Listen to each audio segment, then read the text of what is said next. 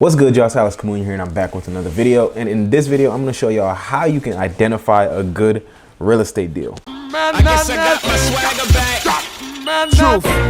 So people keep hitting me up in my DMs, on my IG comments, and they asking me, how did you know that was a good deal, right? Because I'll post some of the deals that I'm doing. And it's a valid question, right? Because at the end of the day, determining whether a deal is worth pursuing is going to be very critical if you want to be in real estate, right? So regardless of whether you want to flip houses or do rental properties, you got to know how to analyze a deals. And so the method that I use, the method I'm going to show y'all, it works for anything. If you want to flip, if you want to rent, whatever. You really only need three things in order to analyze a deal. 1, Google Maps.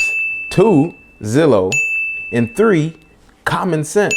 So what I want to do is go through a couple of deals and show you my process to determine whether I want to pursue this lead any further whenever it comes into my inbox. So most of my deals I get from wholesalers, right? I don't go marketing to motivated sellers. I don't go to the MLS. I let wholesalers bring me deals because they're the ones out there hustling. They're the ones out there doing all that, slavery work. I just let them bring me the deal. Don't take that the wrong way. I'm just saying they're the ones out there trading their time for money. I don't want to continue trading my time for money. I let them go do that, bring me the deals, and they can take their fee. They deserve that fee. Some of them go over the top, but for the most part, they deserve that fee. So it's really important to know how to do this, because if you don't, you will buy a bad deal and you will lose a lot of money. If you ever listen to me, you will never buy a bad deal, because this is foolproof. It's literally foolproof, meaning a fool cannot lose with this method. So here we have a deal that was sent to me by a wholesaler actually yesterday.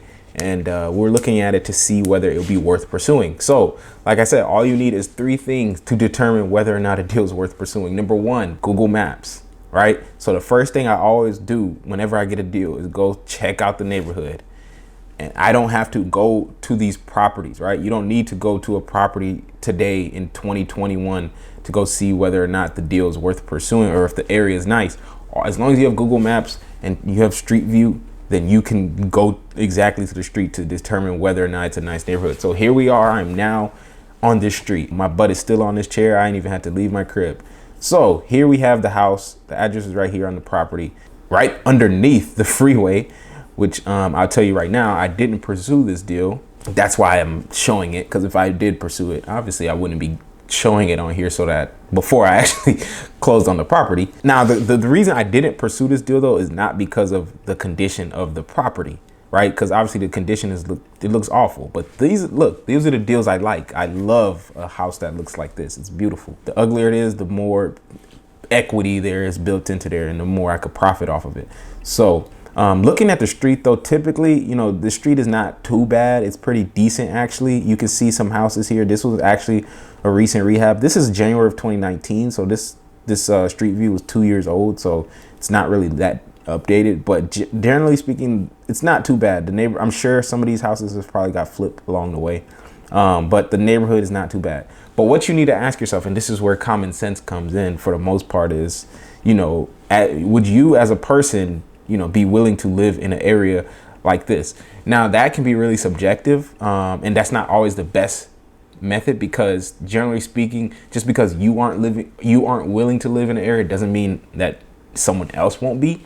But generally speaking, if a white woman can go running here at 10 p.m., it's a pretty safe bet that you got you a good area. Now, see, this area is really not even that bad because I actually own a property on the other side of this freeway. But the thing is, the reason I didn't pursue this property, I'll tell you now, is because it's proximity to the freeway. Look at this. So close to the freeway. It's dang near the beams are literally on the roof. So all day long, whoever buys this property, you're gonna hear cars going all day long, like they're literally in your house, and they're gonna be loud because you're right underneath the freeway. So that alone is gonna decrease the ARV, which we're gonna look at in the next step, right? That's why we use Zillow. Let's look at the comps, right? So this particular wholesaler actually sends comps with their deals. So comps are the comparables. So whenever you're evaluating whether a deal could be worth it, you have to look at the comparables for the property. Now, if the wholesaler doesn't send you comparables, what you can do is always put the address on the property right into Zillow, and you can go check the nearby recently sold property. So this property was actually on the MLS. So what we can do is see, this is the property right here. Here's that, I-35 freeway.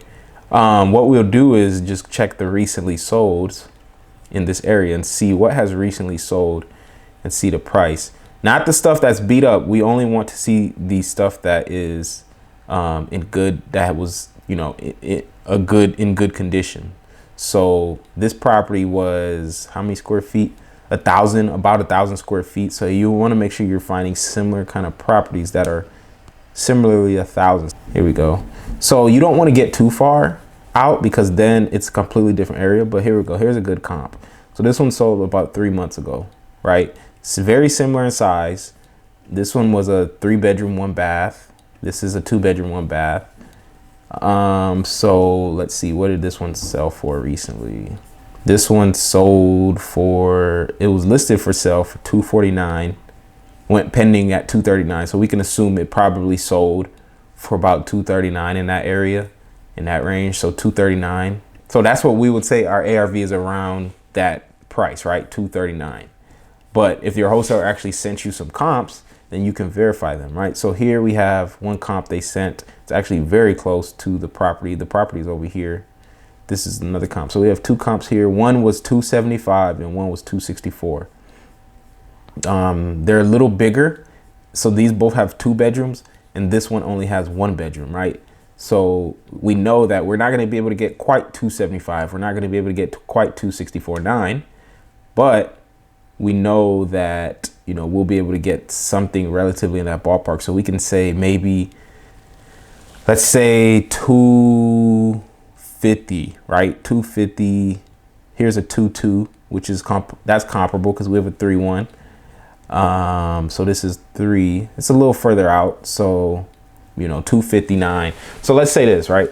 So you have this property here, right? So the address on this one is 318 Helena Street. So 318 Helena Street is one of the comps.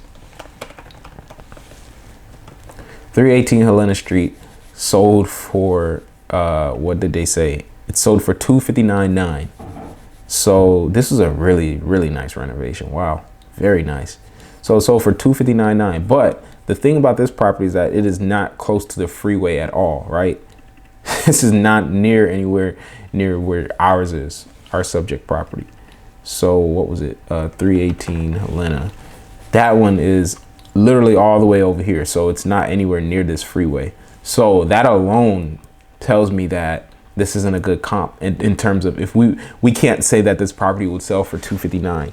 Think about what's going to happen whenever people are going to come see this property. People are going to come by after we flip the house and get it fixed up. People are going to drive by. They're going to pull up. And the first thing they're going to see is this freeway. And they're going to hear all the cars going by.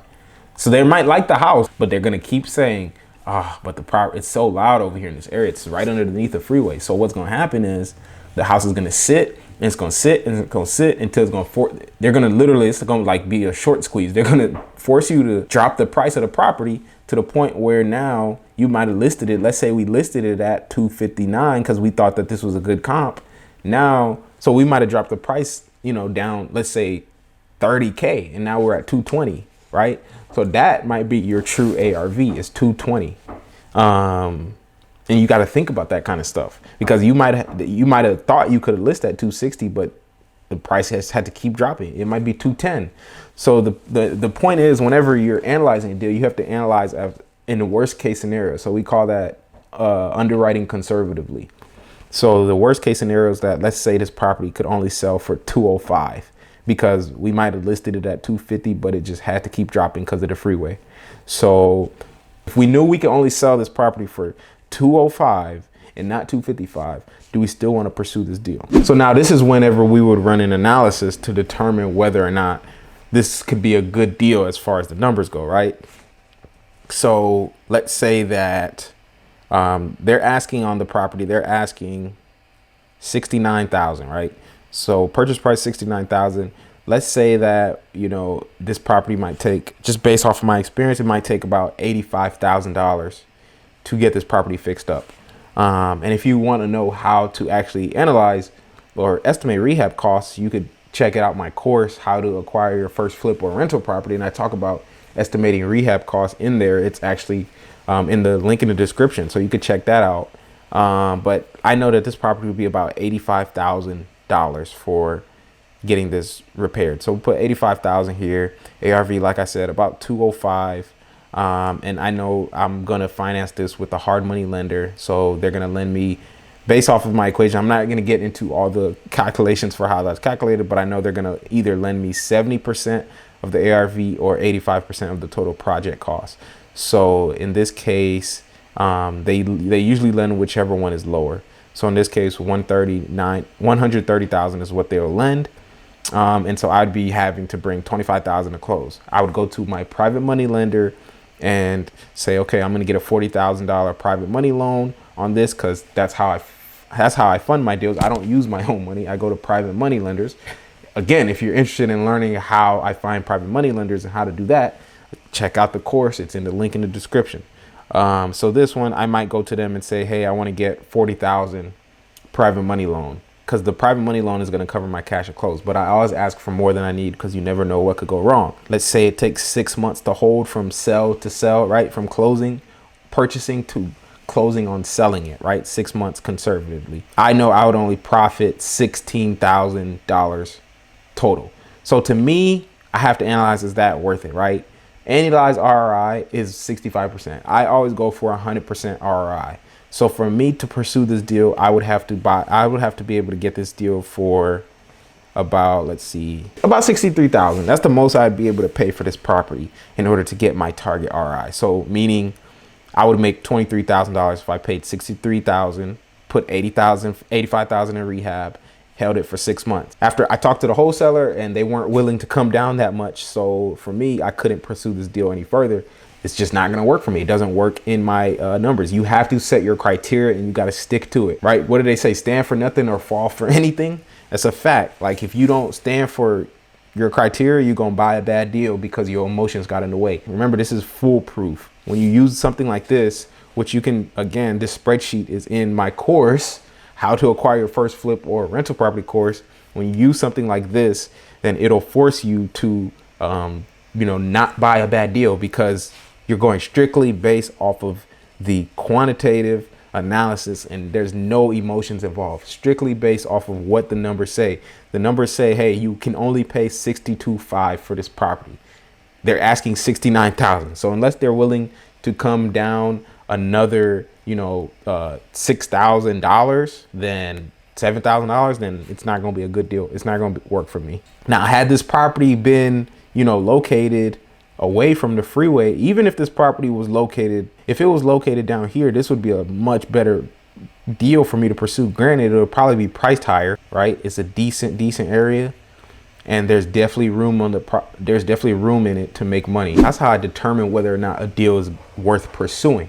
Remember, all you need is 3 things. Number 1, Google Maps, right? You don't ever have to go anywhere. I don't ever even go view properties until I have it under contract. Number 2, Zillow, right? So either you have the wholesaler will send you comps. An alternative to that is you have a real estate agent that can send you comps that will look just like how the ones we looked at today would look, or use Zillow. The best option is to have a real estate agent send you comps. However, you don't want to burn out your real estate agent, because then they're going to not want to work with you anymore, especially if you haven't closed any deals with them, because they don't get paid until you close a deal. So don't burn out an agent just because you want comps. And then the last thing you need to have is just common sense, right? Obviously, seeing that property on the middle under the freeway is going to, obviously tell me like, look, it's not going to be as desirable. If you were to go visit that property and you saw how close it was to the freeway, what would you think? You got to think about those kind of things, right? It's common sense. It don't even have to be a freeway, right? If it's right next to train tracks, or if it's right next to a car lot, a junkyard car lot, or if it's right next to, I don't know, a brothel, right? You got to be thinking about that stuff. Use common sense and make sure that, whenever you're looking at your ARV, which is what the ARV is what your property will be worth once it's fixed up. Make sure that, you are including that in your analysis, and that you're accounting for the fact that, a lot of people will not be interested in this property just based off of its proximity to something else. So other than that, man, that's it for this video. Hope y'all gained something of value from it. If you did, hit that thumbs up button for the YouTube algorithm so that they know that this is good content that needs to get pushed out there some more. I will see y'all in the next one.